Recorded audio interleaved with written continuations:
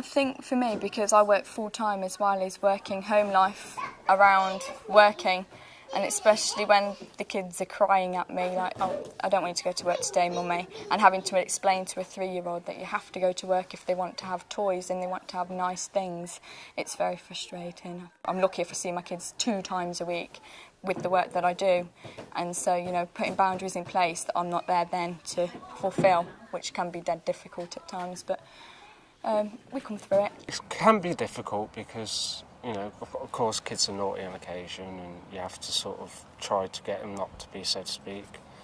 We have problems with the school, but the kids are worth it. Of course, when they're ill, you know, that's quite hard. They're very demanding. It's a 24/7 job.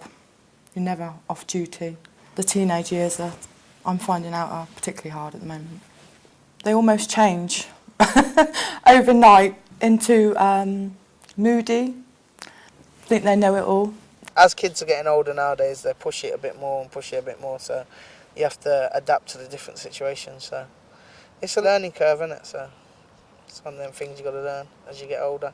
What's difficult is kind of being that detective and finding out what really is the behaviour all about, and then trying to devise the way of making them feel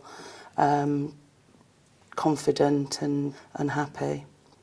The most difficult part, I come down with postnatal depression with 3 of my pregnancies, so that was a big battle for me to carry on, to be strong, but it's the children that brought me on, and yeah, their lives brought my life on.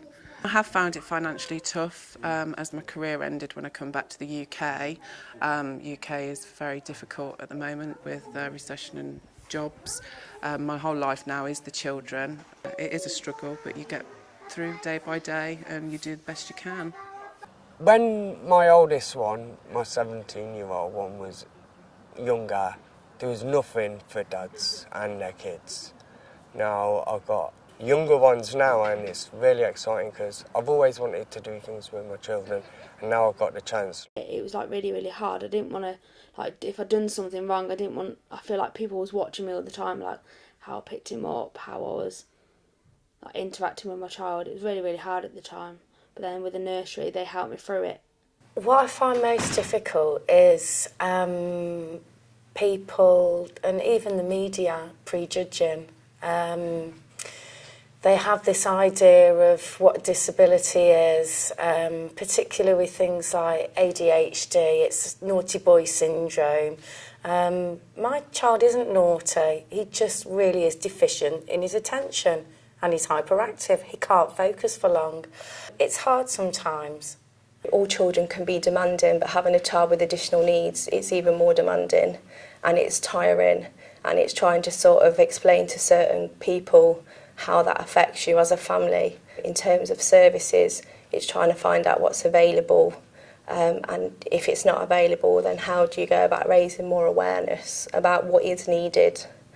You have this person that you're responsible for, and it's your job to ensure that their needs are met, and it's not always clear sometimes what their actual needs are, and children aren't always good at communicating their needs. So it's important to know how to sort of relate to your child in a way where you get the best out of them. It's not easy being a parent or a grandparent. There is always difficulties. It's a challenge from day one, is all I can say. Every day something else will crop up. It's a terrible thing to say, you know you're right, but sometimes when you do know you're right and you sit back and you think, well, they didn't listen to a word I said and now look what's happened.